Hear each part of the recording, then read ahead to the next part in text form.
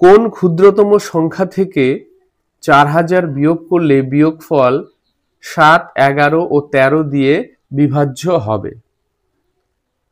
তাহলে আমাদের এমন একটা সংখ্যা প্রথমে বের করতে হবে যেটা 7, 11 ও 13 দিয়ে বিভাজ্য, তারপরে সেই সংখ্যার সঙ্গে আমরা 4000 যোগ করে দিলেই কিন্তু আমাদের উত্তরটা পেয়ে যাব।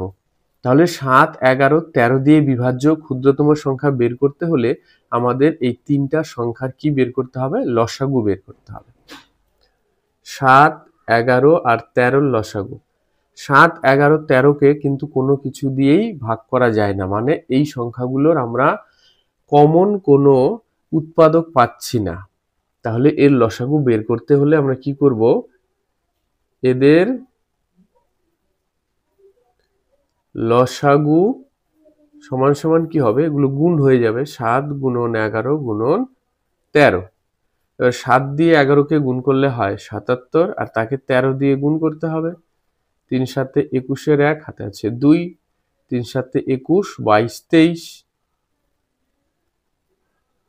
গুণ। আবার কি করব? 1 দিয়ে যদি গুণ করি তাহলে 7 7 1, 7 3 10 0 হাতে আছে 1, 7 1 8 9 10। তাহলে আমাদের এই তিনটি সংখ্যার লসাগু বেরোলো 1001। এইবার কি করব? এর সঙ্গে 4000 যোগ করে দিব। তাহলে আমরা কি লিখব? যে নির্ণেয়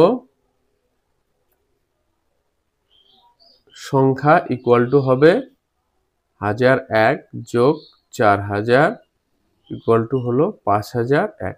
তাহলে এই 5001 থেকে যদি আমরা 4000 বিয়োগ দিই তাহলে যে সংখ্যাটা পাবো সেই সংখ্যাকে 7, 11 এবং 13 দিয়ে বিভাজ্য হবে।